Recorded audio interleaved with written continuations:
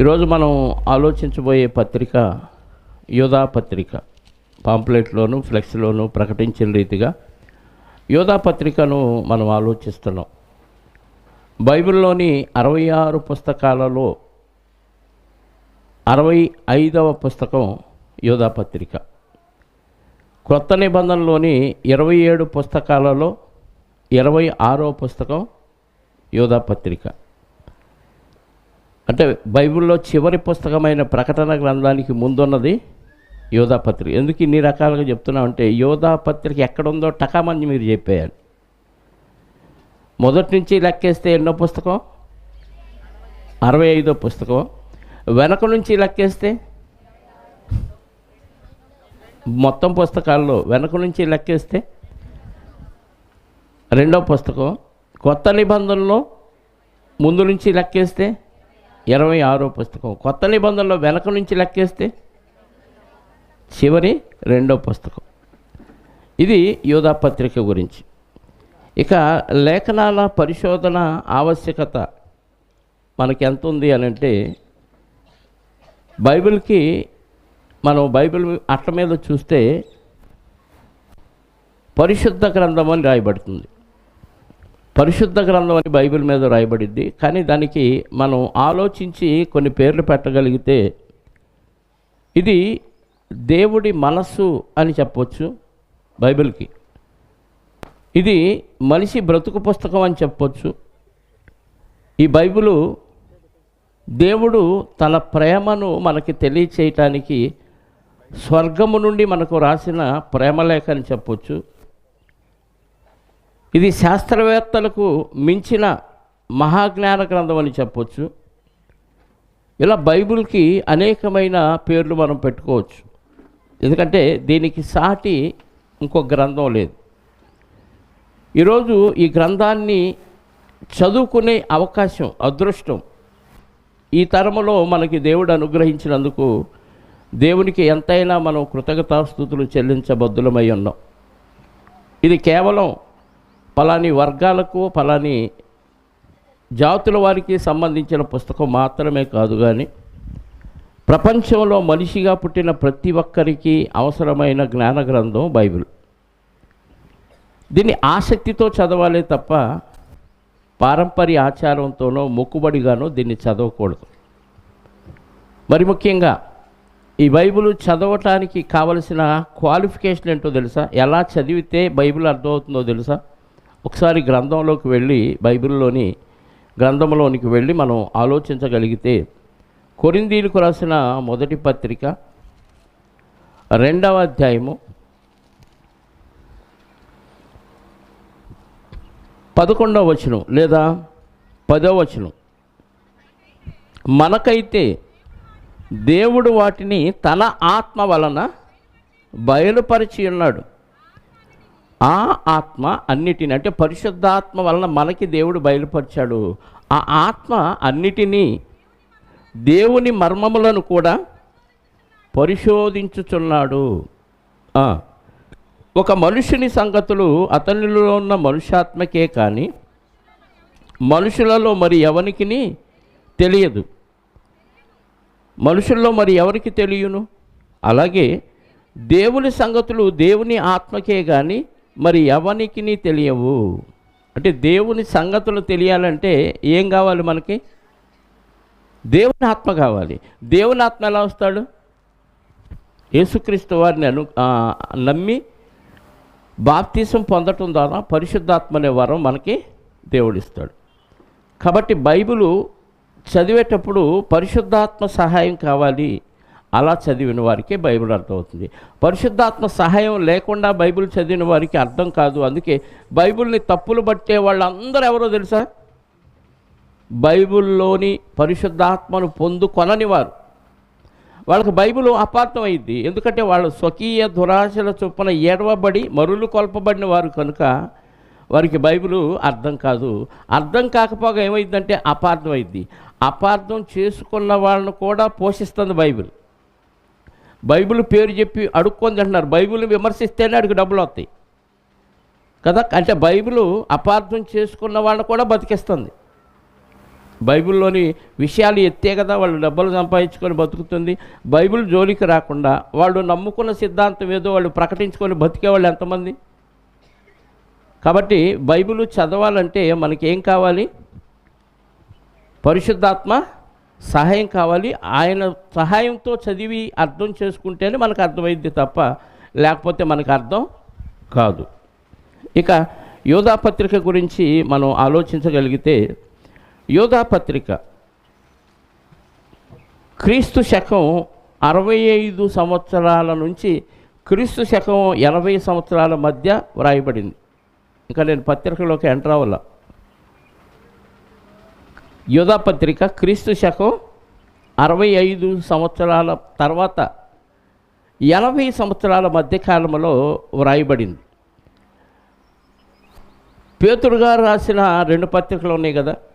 పేతురు గారు రాసిన 2 పత్రికలు వాస్తవంగా యోధాపత్రికకు ముందే ఉంటాయి. అవి యోధాపత్రికకు ముందే ఉంటాయి. కానీ పేతురు గారు రాసిన ఈ 2 పత్రికలు యోధాపత్రిక కంటే ముందే రాయబడ్డాయి.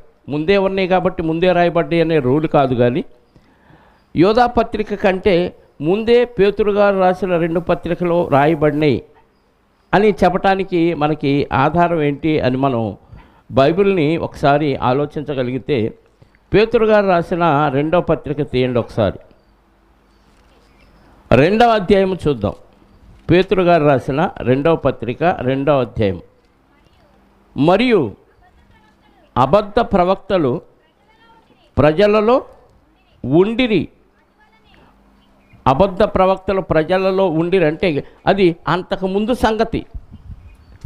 అంటే యేసుక్రీస్తు వారి సువార్త కంటే ముందు సంగతి. అబద్ధ ప్రవక్తలు పాత నిబంధన కాలంలో కూడా ప్రజల్లో ఉన్నారు. ఉండిరి అంటే అంత గడిచిపోయిందని అర్థం. ఇప్పుడు ఉన్నారని కాదు. ఇంట్లో డబ్బుల గురించి, బీరువాలో పెట్టిన నగల గురించి ఆలోచించకండి. ఆలోచింపజేసే మాటలు కాబట్టి ఎట్లా ఉంటుందంటే, ఇది ఈరోజు ఈ పత్రిక వివరణ, పత్రిక గురించి మనం ఉపోద్ఘాతం నేర్చుకునే సస్పెన్స్ థ్రిల్లర్ లాగా ఉండాలి. మీకు కన్ఫ్యూజన్గా ఉంటుంది, ప్రశ్నలతో ఉంటుంది, మళ్ళీ సమాధానం వస్తుంది. కాబట్టి బుర్రబెట్టి ఆలోచిస్తే అర్థమైంది. ప్రశ్న ఏంటి, దాని సమాధానం ఏంటి కూడా మీకు అర్థం కావాలి. పేతురు గారి పత్రిక యోధాపత్రిక కంటే ముందుగా వ్రాయబడింది అనటానికి నిదర్శనం ఏంటంటే, పేతురు గారు రాసిన 2వ పత్రికలో అటువలనే మీలో అబద్ధ ప్రవక్తలు ప్రజలలో ఉండి, అబద్ధ ప్రవక్తలు ప్రజల్లో ఉండిరంటే అంతకుముందు ఉన్నారు అని అర్థం. ఉండిరి గడిచిపోయింది. అటువలనే మీలోను అబద్ధ బోధకులు ఉందురు అంటే ఉన్నారనా ఉంటారనా, భవిష్యత్తులో ఉంటారు అని వ్రాయబడింది. అలాగే 2వ పత్రిక 2వ అధ్యాయము 12వ వచనం కూడా ఒకసారి చదవగలిగితే, వారైతే పట్టబడి చంపబడుటకే స్వభావ సిద్ధముగా పుట్టిన వివేక శూన్యములకు మృగముల వలె ఉండి తమకు తెలియని విషయములను గూర్చి దూషించుచు తమ దుష్ప్రవర్తనకు ప్రతిఫలముగా హాని అనుభవించుచు తాము చేయు నాశనముతోనే తామే నాశనము పొందుదురంటే ఇంకా పొందలేదు అని అర్థం.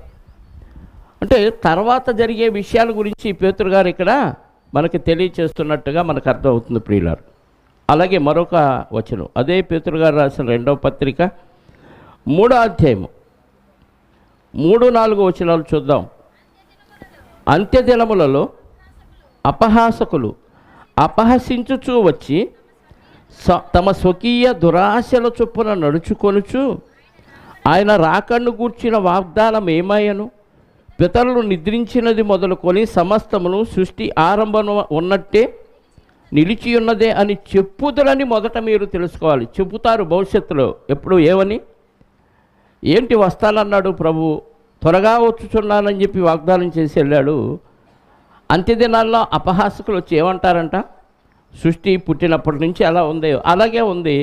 ఆయన వాగ్దానం గురించిన మాట ఏమైంది, త్వరగా వస్తానన్న వాగ్దానం ఏమైంది అని అపహాసకులకు చెప్పుదురు అన్నాడా, చెప్పేశారన్నాడా? అపహాసకులు ఉంటారైనా, బుద్ధిహీనులు ఉంటారైనా, ఉన్నారైనా? అబద్ధ బోధకులు ఉన్నారా, ఉంటారా? వాళ్ళు ప్రతిఫలం అనుభవించారా, అనుభవిస్తారా?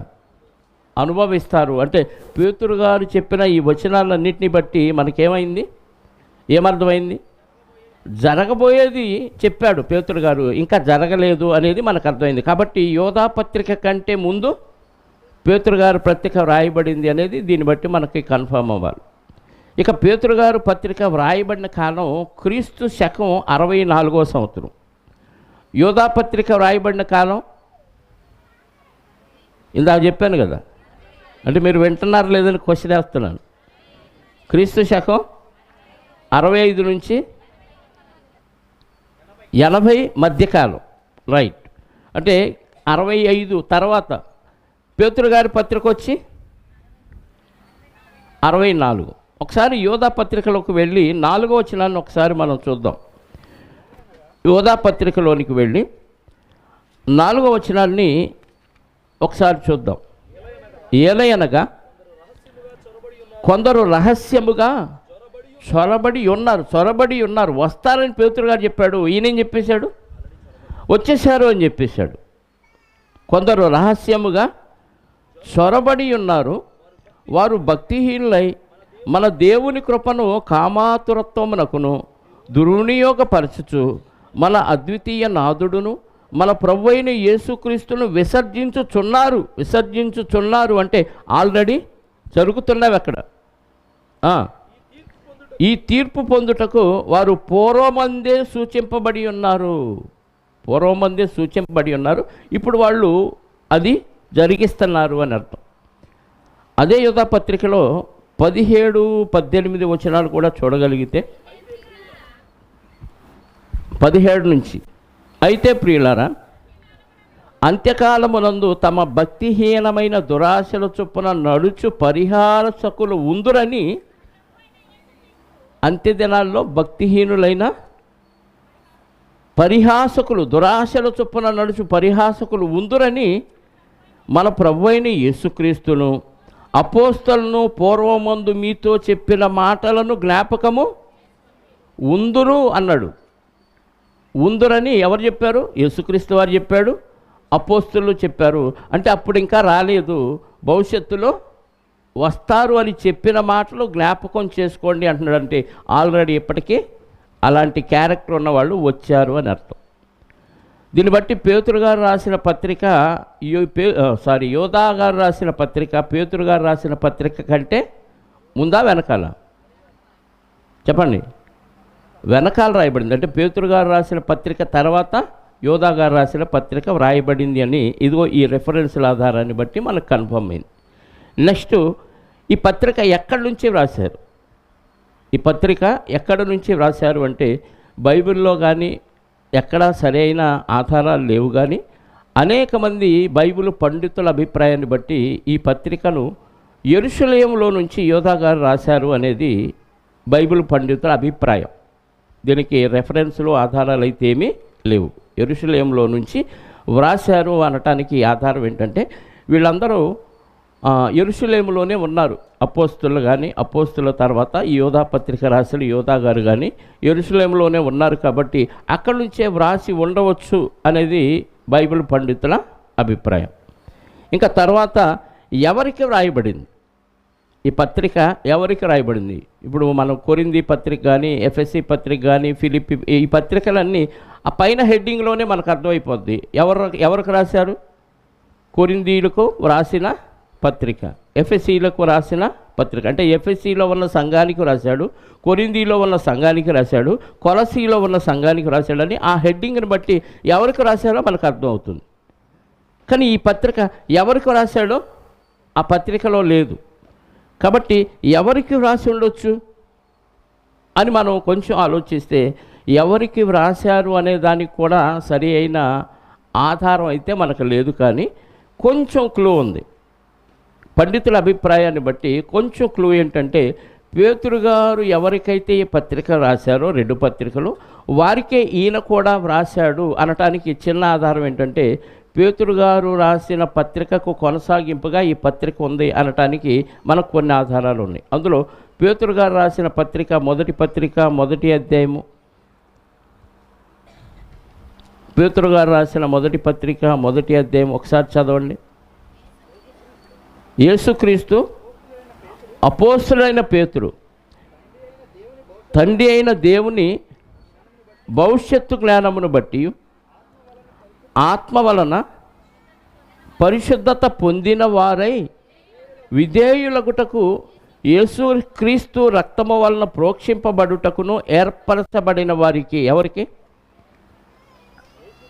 యేసుక్రీస్తు ఆత్మ వలన పరిశుద్ధత పొందినవారు ప్లస్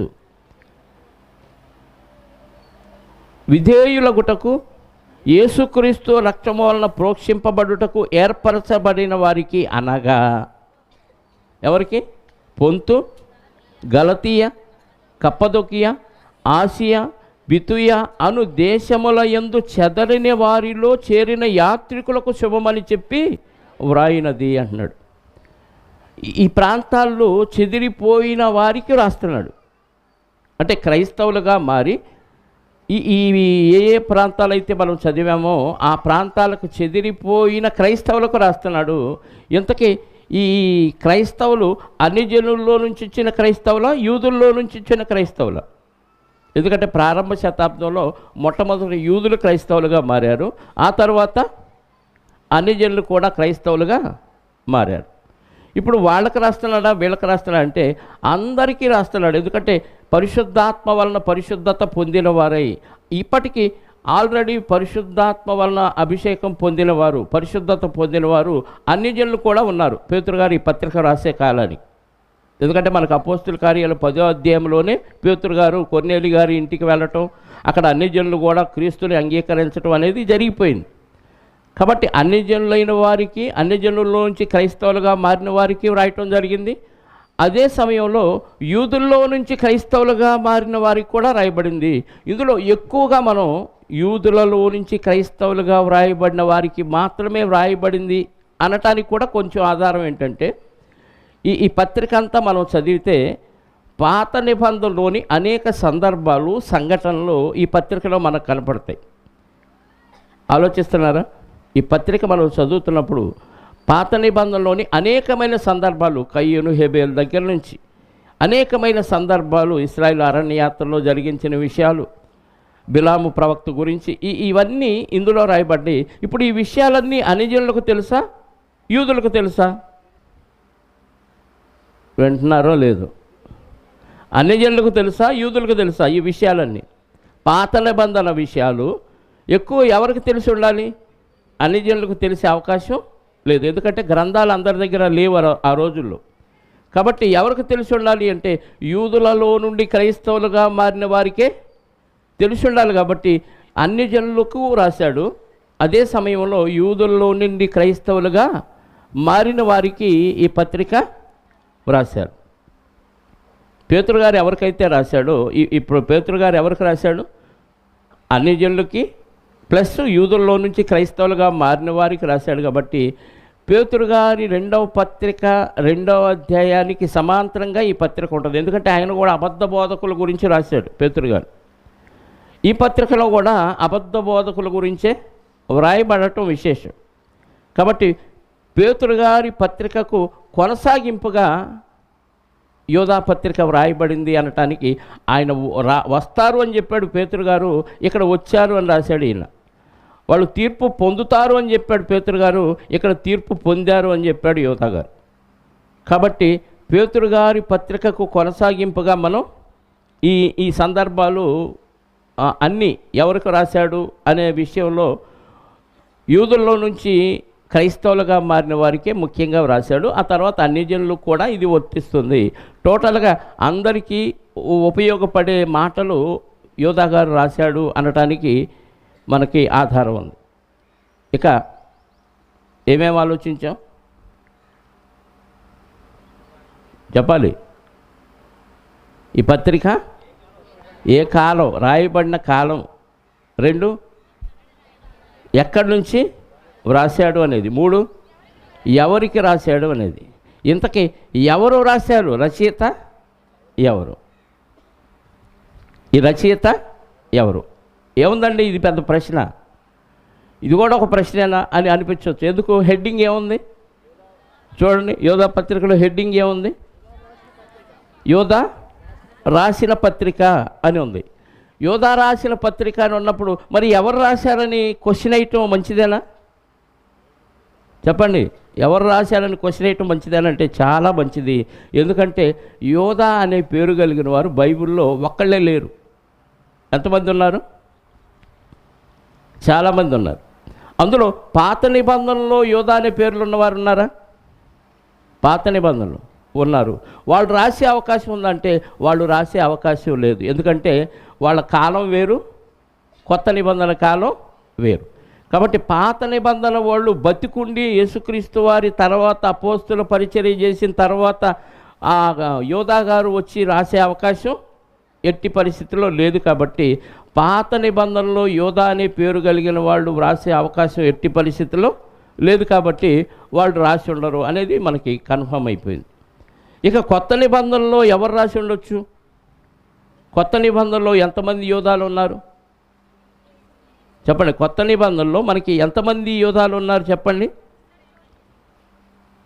యేసుక్రీస్తుని వెంబడించిన వారిలో 2 యోధాలు ఉన్నారు. తెలుసా?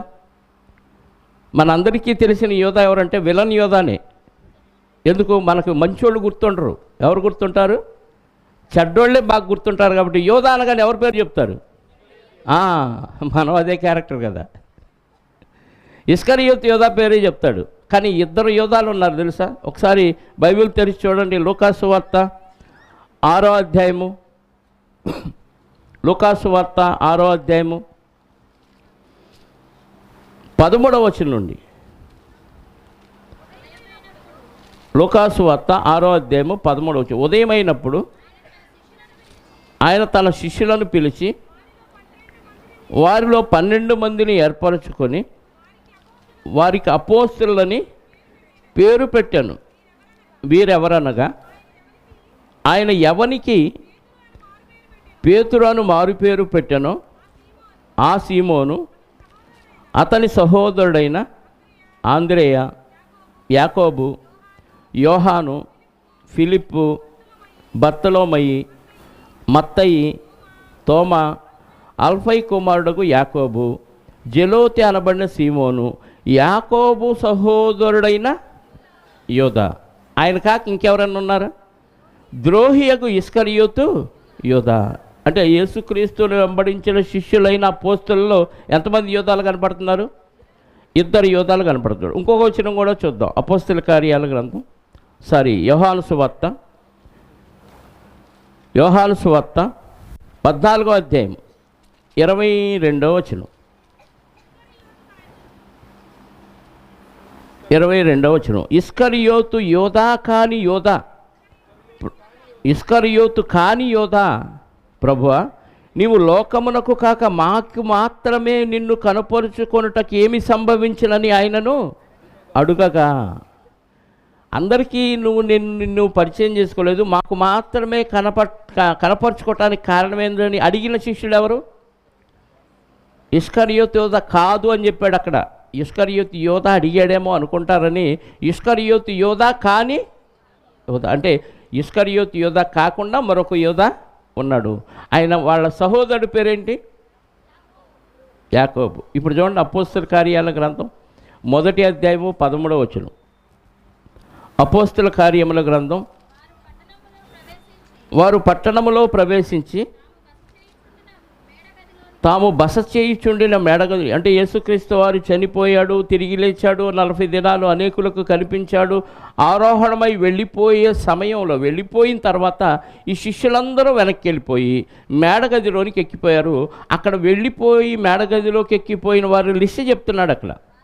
వారెవరనగా పేతురు, యోహాను, యాకోబు, ఆంద్రేయ, ఫిలిప్పు, తోమా, బర్తలోమయి, మత్తయి, అల్ఫై కుమారుడుగు యాకోబు, జెలోతి అనబడిన సీమోను, యాకోబు కుమారుడగు యోధా. ఇందాక లూకాసు వార్తలో ఏం చదివాం? యాకోబు సహోదరుడగు యోధా. మరి ఇక్కడేంటి? అందుకే ఫుట్ నోట్ కూడా చూడాలి. ఫుట్ నోట్లో ఏముంది? అంటే సహోదరుడు ఎలా ఉన్నాడంటే కుమారుడిలాగా ఉన్నాడు, కుమారుడు ఎలా ఉన్నాడంటే సహోదరులాగా ఉన్నాడు. టోటల్గా యాకోబుకి ఈ యోధా గారు ఎవరు?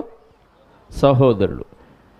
కాబట్టి యేసుక్రీస్తుని వెంబడించిన శిష్యుల్లో 2 యోధాలు ఉన్నారు. ఈ 2 యోధాల్లో ఎవరు రాసి ఉండొచ్చు లాటరీ వేస్తే?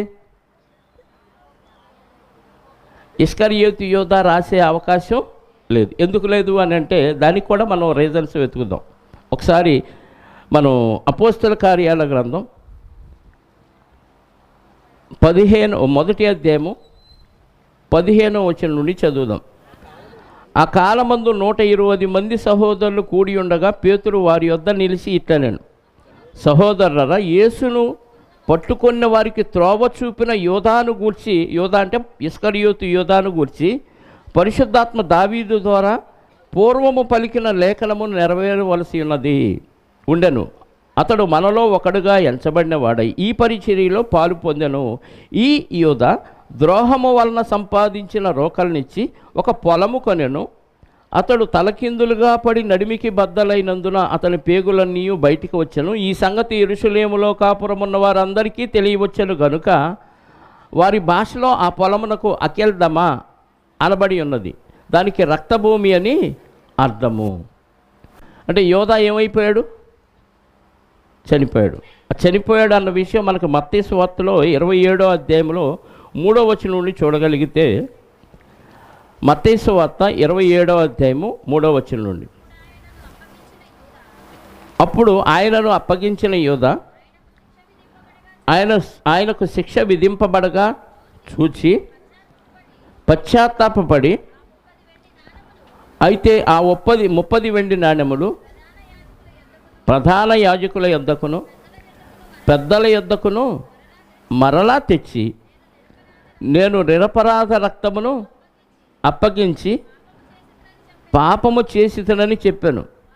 వారు దానితో మాకేమి, నీవే చూసుకొనమని చెప్పగా అతడు ఆ వెండి నాణెములు దేవాలయంలో పారవేసి పోయి ఉరిపెట్టుకొనెను. ఆ ప్రధాన యాజకులు ఆ నాణ్యాలు తీసుకెళ్ళిపోయి ఆ రక్తభూమి అంటే శ్మశాన భూమిని కొన్నారన్న విషయం మనకు అపోస్తల కార్యాల్లో జరిగింది. ఇప్పుడు యేసుక్రీస్తు వారు సిలువలో చనిపోకముందే ఇస్కరియోతు యోధా చనిపోయాడా? యేసుక్రీస్తు వారు చనిపోయినాక చనిపోయాడా? చెప్పాలి. ఇస్కరియోతు యోధా యేసుక్రీస్తు వారు సిలువలో చనిపోక మునిపే ఆయన శ్రమ పెట్టడం చూసి అది తట్టుకోలేక పశ్చాత్తాపడి ఏం చేశాడు? ప్రభువు దగ్గరికి రాల పశ్చాత్తాపడటానికి. తనలో తానే బాధపడిపోయి ఊరిపెట్టుకొని చనిపోయాడు. అదే ఊరిపెట్టుకోకుండా ప్రభువు దగ్గరకు వచ్చి క్షమించమని అడిగితే క్షమించేవాడు. కానీ ఆ పని చేయలా. ఎందుకంటే ఒక దుర్మార్గపు పని చేసిన వాడు సరి చేసుకునే ఆలోచన త్వరగా రానివాడు అపవాదిగాడు. అందుకే వీలైనంత వరకు అపవాదికి అవకాశం ఇవ్వకుండా చూసుకోండి. అపవాదికి అవకాశం ఇస్తే తప్పించుకోవటం చాలా కష్టం. ముళ్ళకంప మీద బట్ట పడకుండా చూసుకోవాలి. బట్ట పడితే దాన్ని తీసుకోవటం కష్టమా, ఈజీగా వచ్చిద్దా? ఏం అర్థం కాల. మేము బట్ట ఎప్పుడు వేసాం ముళ్ళకంప మీద అంటారా? చాలా కష్టం. ఒక్కొక్క ముళ్ళుని తప్పించుకుంటూ జాగ్రత్తగా తీసుకోవటానికి చాలా సమయం పట్టింది. దానికి చాలా ఓర్పు కావాలి. కాబట్టి అపవాది వలలో చిక్కుకోకుండా ఉండటం, జాగ్రత్తగా ఉండటం మంచిది. చిక్కుకున్నాక బయటికి రావటం అంత ఈజీ కాదు. దానికి చాలా ఓర్పు, సహనం, తీరిక, సమయం కూడా కావాలి. అంత దాకెందుకు అని మనం జాగ్రత్తగా ఉంటే అపవాది మాయలో పడకుండా ఉంటాం. కాబట్టి ఇస్కరియోతు యోధా యేసుక్రీస్తు వారి కంటే ముందే చనిపోయాడు. కాబట్టి ఇస్కరియోతు యోధా కాదు అనటానికి మనకు ఒక ఆధారం ఉంది. ఇప్పుడు కొత్త నిబంధనలో ఇస్కరియోతు యోధా కాదు, మరొక యోధా ఉన్నాడుగా, యాకోబు సహోదరుడైన యోధా. ఆయన రాసి ఉండొచ్చా అని అంటే ఆయన కూడా వ్రాసి ఉండడు అనటానికి మనకు ఆధారం ఏంటంటే యోధా పత్రికలోనే 17-18 వచనాలు ఒకసారి మనం చూడగలిగితే, యోధా పత్రిక 17-18 వచనాలు. అయితే ప్రియులారా, అంత్యకాలమునందు సరిగ్గా చదవాల, భక్తిహీనమైన దురాశల చొప్పున నడుచు పరిహాసకులుందురని మన ప్రభు అయిన యేసుక్రీస్తు అపోస్తలులు పూర్వమందు మీతో చెప్పిన మాటలు జ్ఞాపకము అంటే ఈయన అపోస్తులు కాదా? పూర్వమందు మీతో చెప్పిన మాటలు జ్ఞాపకం చేసుకోండి. ఈ యోధా పత్రిక రాసిన యోధా గారు చెప్తున్నారు, పూర్వమందు యేసుక్రీస్తును అపోస్తులను చెప్పిన మాటలు జ్ఞాపకం చేసుకోండి అంటున్నాడు. అంటే నేను అపోస్తులైన నేను చెప్పిన మాటలు జ్ఞాపకం చేసుకోండి అని రాయాలి. ఏది? యేసుక్రీస్తును వెంబడించిన శిష్యుల్లో అపోస్తులైన యాకోబు సహోదరుడైన యోధా అయ్యుంటే అర్థమవుతుందా? సస్పెన్స్ థ్రిల్లర్లాగా లేదా? ఉందా లేదా? ఆ యోధా కాదు. ఎందుకు కాదు? ఈయన అపోస్తలుని కాను అని చెప్తున్నాడు. పూర్వము యేసుక్రీస్తును అపోస్తలు మీతో చెప్పిన మాటలు జ్ఞాపకం చేసుకోండి అంటున్నాడు. అంటే మేము చెప్పిన మాటలు అనాలి కదా. ఆ శిష్యుల్లో ఒకడైన యోధా గారు అయితే మేము చెప్పిన మాటలు జ్ఞాపకం చేసుకోండి అనాలి. యోహాను గారిలాగా. ఏ యోహాను? యేసు రమ్మున అనుకున్న శిష్యులైన యోహాను గారు యోహాను సువార్త రాశాడు, 3 పత్రికలు రాశాడు, ప్రకటన గ్రంథం కూడా రాశాడు. ఆయన ఏమన్నాడు తెలుసా? ఒకసారి యోహాను గారు రాసిన మొదటి పత్రిక చూడండి. యోహాను గారు రాసిన మొదటి పత్రిక 1-2 వచనాలు. జీవవాక్యమును గూర్చినది ఆది నుండి ఏది ఉండెనో మేమేది వింటిమో కన్నులారా ఏది చూచితిమో మేము అంటున్నాడా? మేము అంటున్నాడా? ఏమంటున్నాడు? మేము అంటున్నాడా? వారు అంటున్నాడా? మేము అంటే యోధా గారు అన్నట్టుగా అంటలా. ఏమంటున్నాడు?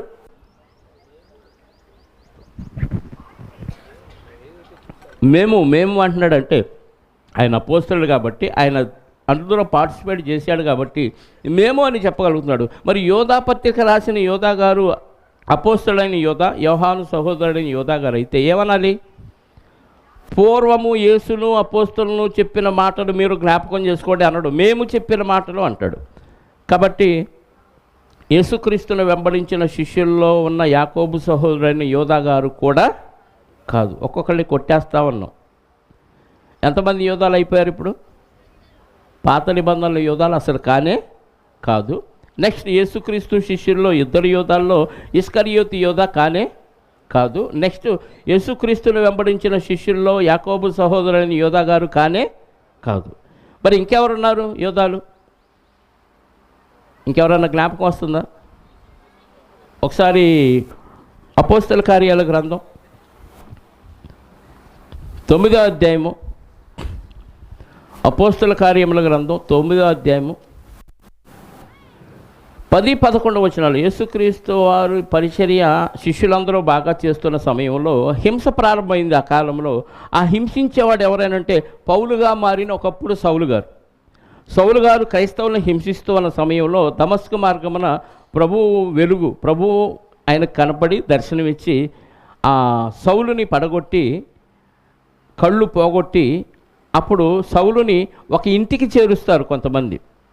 ఆ ఏయిల్లో ఒకసారి చూడండి, దమస్కులో అననీయా అను ఒక శిష్యుడు ఉండెను. ప్రభువు దర్శనమందు అననీయా అని అతన్ని పిలువగా అతడు, ప్రభువా ఇదిగో నేనున్నానెను. అంటే దేవుడు దర్శనంలో అననీయ అనే ఒక వ్యక్తితో మాట్లాడుతున్నాడు, పిలిచాడు. అవును నేనున్నానని సమాధానం అననీయ గారు చెప్పారు. అందుకు ప్రభు, నీవు లేచి తిన్ననిదనబడిన వీధికి వెళ్ళి యోధా అనువారి ఇంట తార్సువాడైన సౌలు అనువాని కొరకు విచారించుము. అతడు ప్రార్థన చేయుచున్నాడు. అంటే సౌలు గారు నేల మీద బోర్లా పడి కళ్ళు పోయిన తర్వాత 3 రోజులు అన్నపానము లేక ఉన్న వ్యక్తి ఎవరింట్లో చేర్చబడ్డారు? తార్సు ఎక్కడ? తిన్ననిదనబడిన వీధికి వెళ్ళి అక్కడ యోధా అనే ఒక ఆయన ఇంట్లో సౌలు ఉన్నాడు. అంటే ఇక్కడ ఒక యోధా గారు మనకు కనపడ్డాడు. ఈయన రాసి ఉండొచ్చా? ఈయన రాసే అవకాశం లేదు. ఆయన ఎంతవరకు వాడాలో దేవుడు అంతవరకే వాడాడు.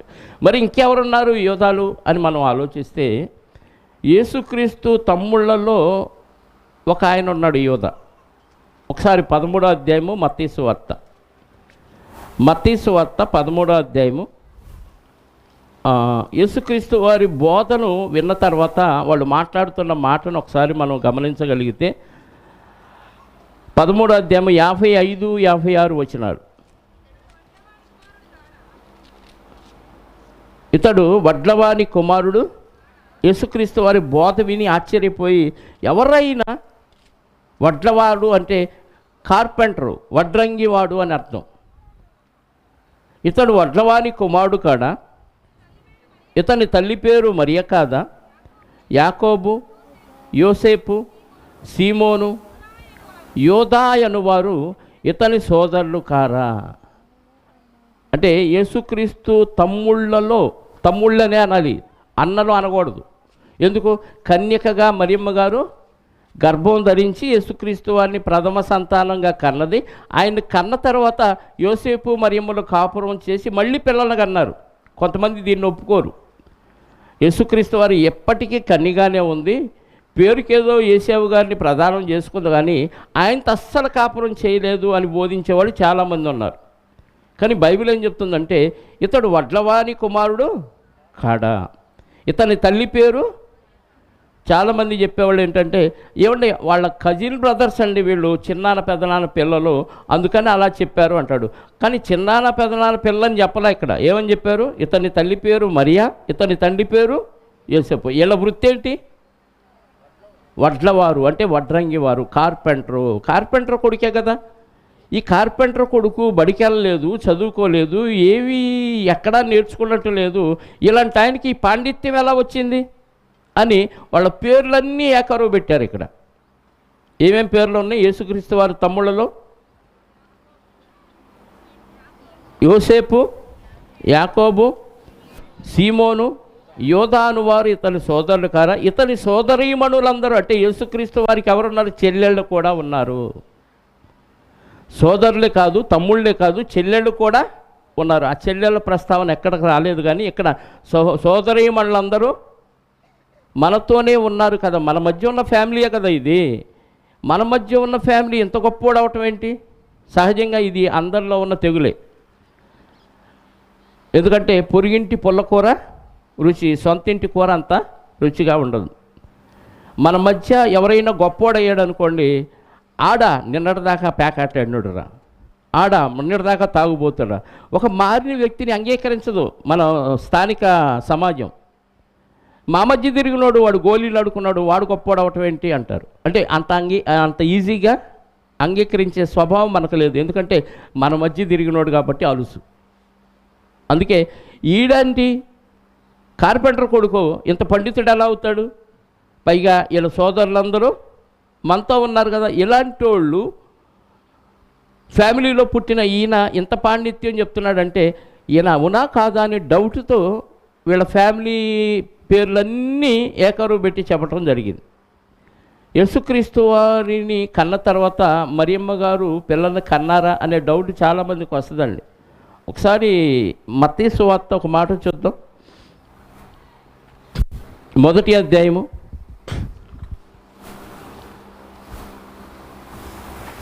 1వ అధ్యాయం 25వ వచనం.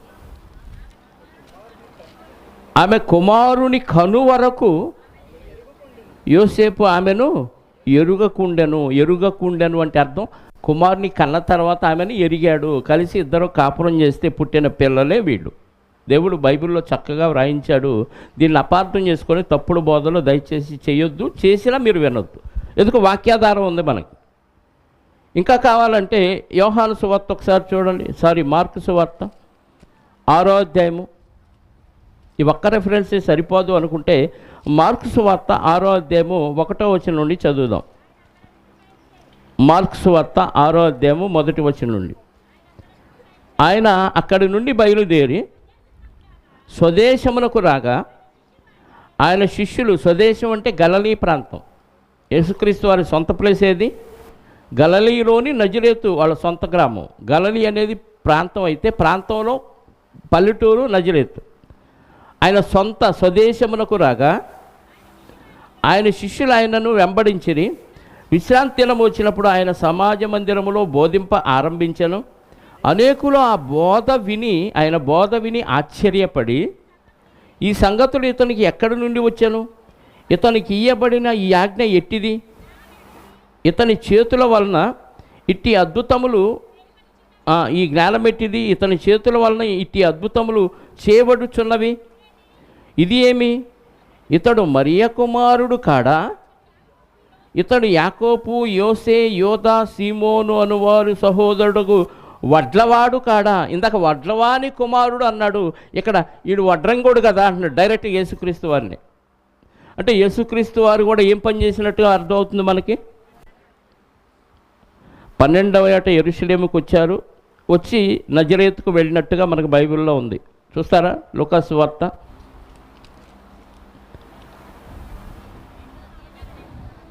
2వ అధ్యాయము.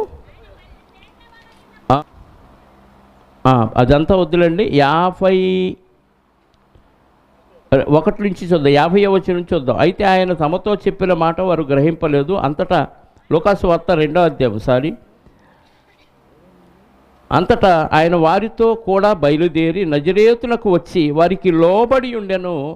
ఆయన తల్లి ఈ సంగతులన్నిటినీ హృదయంలో భద్రము చేసుకుని యేసు జ్ఞానమందును వయస్సులందును దేవుని దయందును మనుషుల దయందును వర్ధిల్లుచుండెను. అంటే యేసుక్రీస్తు వారు యెరూషలేములో 12వ ఏట యెరూషలేముకి వెళ్ళి తల్లిదండ్రులతో పాటు అక్కడ నుంచి నజరేతుకు వచ్చి ఏం చేశాడంట,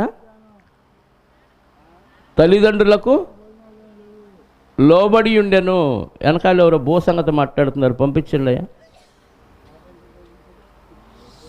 ఆయనకి తల్లిదండ్రులకు ఏం చేశాడు, లోబడి ఉండెను అంటున్నాడు. అంటే యేసుక్రీస్తు వారి సొంత ప్రాంతం ఏది, నజరేతు, గలిలయ సొంత దేశం. అక్కడికి వచ్చాడు. అర్థమైందా? అంటే యేసుక్రీస్తు వారు 30వ ఏట వరకు నజరేతులోనే పెరిగాడు. సంవత్సరం వాడు యెరూషలేముకి వెళ్ళటం, వాళ్ళు బలులు అర్పించటం, ఈ కార్యక్రమాలు చేయటం అనేది కామను. కాబట్టి సొంత ప్రాంతం నజరేతుకు అక్కడికి వచ్చాడు. అక్కడి నుంచే బాప్తీసం తీసుకొని వచ్చి ఆయన 3.5 సంవత్సరాలు పరిచర్య చేశాడు. ఇప్పుడు యేసుక్రీస్తు వారి సహోదరుల్లో ఒకరైన యోధా గారు మనకు ఒక ఆయన కనపడ్డాడు. ఈయన రాసి ఉండొచ్చా?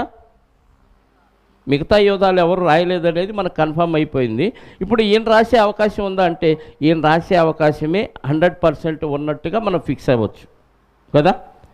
ఎందుకు ఈయనే రాశాడు అనటానికి ఏమన్నా మనకి డౌట్ ఏమన్నా ఉందా? వాక్యం చదివితే అర్థమైంది డౌట్ ఉందా లేదా అని.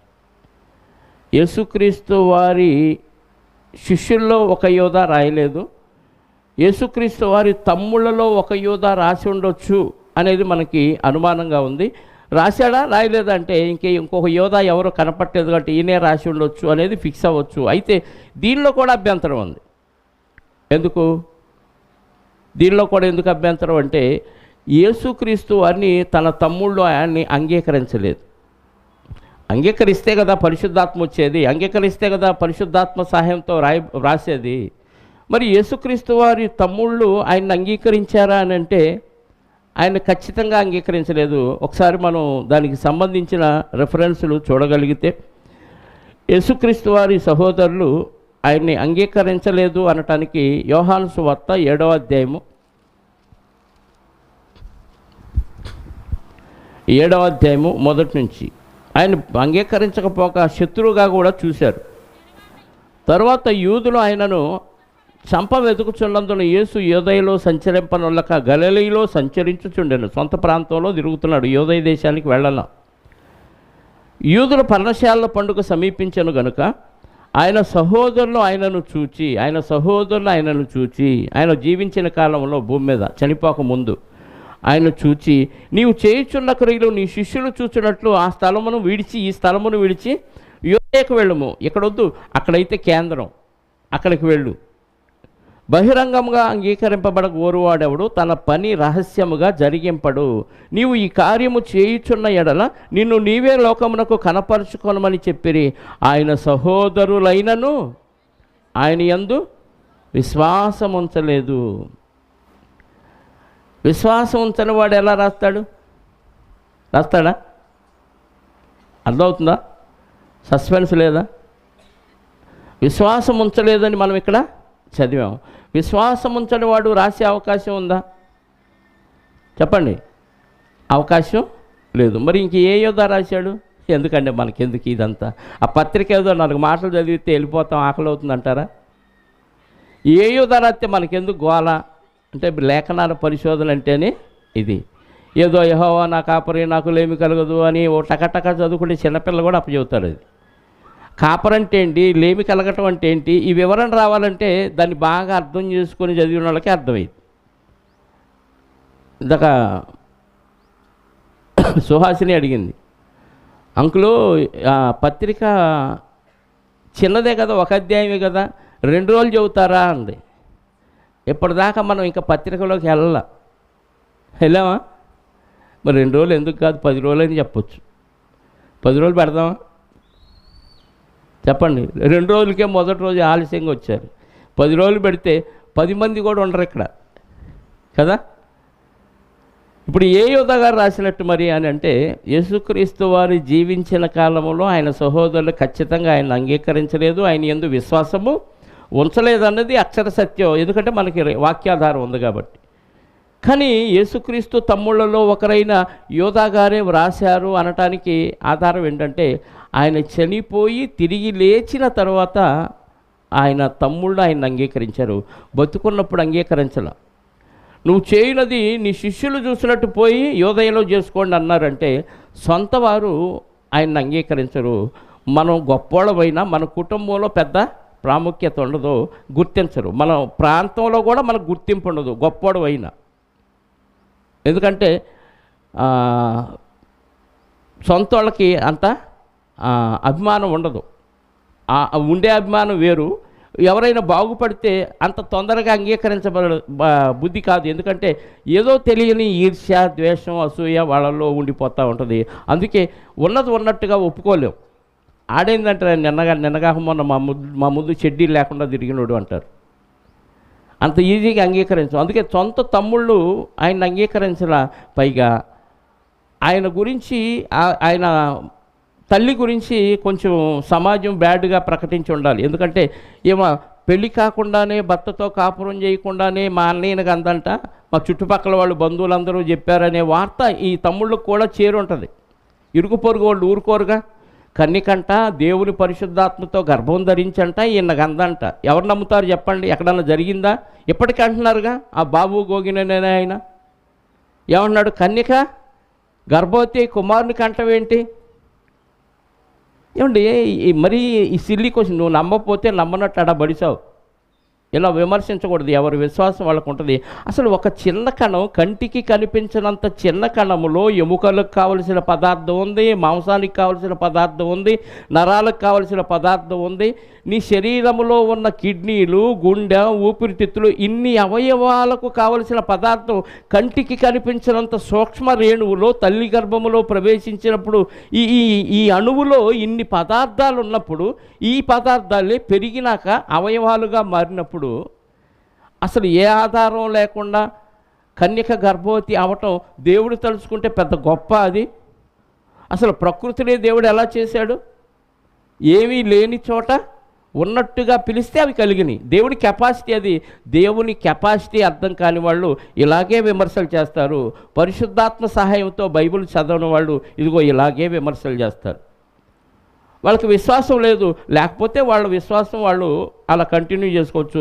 ఎదుటివారి విశ్వాసాలని తృణీకరించే అధికారం, హక్కు ముఖ్యంగా భారతదేశ చట్టంలో లేదు ప్రియులారా. అది తెలిసి కూడా విమర్శిస్తున్నారంటే చట్టం మనల్ని ఏమి చేయలేదంటే చులకన భావం. నిజంగా చట్టం వాళ్ళని ఏమి చేయదు, చూసి చూడనట్టుగా అలా వెళ్ళిపోతూ ఉంటుంది. మనకెందుకులే కొరివితో తలగ. ఎవడు కేసు పెట్టదు, కేసు పెట్టినా ఎవడు పట్టించుకోడు.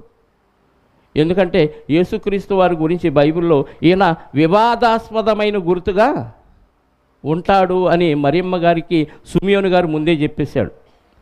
ఇప్పటికీ అసలు ఆయన పేరు తలుచుకోకుండా, ఆయన పేరు ఎత్తకుండా, విమర్శ చేయకుండా బతికేవాడు ఎవడున్నాడు ప్రపంచంలో?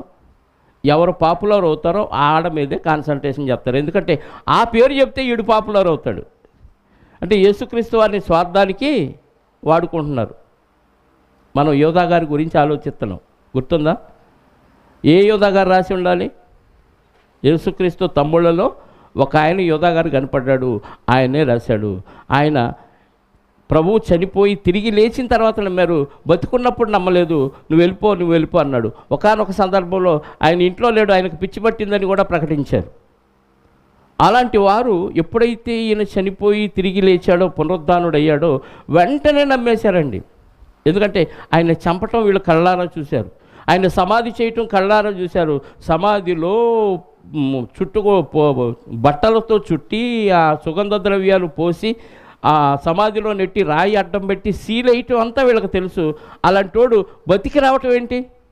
బతికొచ్చాడంటే ఈయన మా కళ్ళ ముందు మా తల్లిలో నుంచి వచ్చిన సహోదరుడే అనుకున్నాం, కానీ ఇంతకాలం ఈయన దేవుని కుమారుడు, ఈయనే మన రక్షకుడు అన్న విషయం ఎరగలేదు అని చనిపోయి తిరిగి లేచిన తర్వాత ఎరిగారు. కాబట్టి ఆ తమ్ముళ్ళలో ఒక తమ్ముడైన యోధా గారే ఈ పత్రిక రాశారు. వాళ్ళు నమ్మినట్టుగా ఎక్కడుందండి ఆధారం అంటే చూద్దాం ఒకసారి. అపోస్తల కార్యాల గ్రంథం 1వ అధ్యాయం ఇందాక చూసాం, 13వ వచనం. వారు పట్టణములో ప్రవేశించి తాము బస చేయుచుండిన మేడగదిలోనికి ఎక్కిపోయిరి.